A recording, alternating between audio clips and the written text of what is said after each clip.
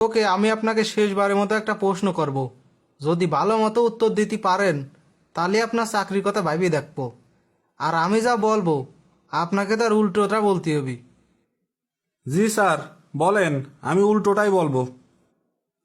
Good, bad, পোর, রিস, right, রং, open, close, ফুল। ফল। আরে আমি ইংরেজিতে ফুল বুঝাইছি। আরে আমি বাংলায় ফল বুঝাই নাই। দূর, চুপ করেন। বাহ, কথা বলেন। আপনি তো একটা পাগল। আপনি তো একটা সুস্থ মানুষ। আপনি কি চুপ করবেন?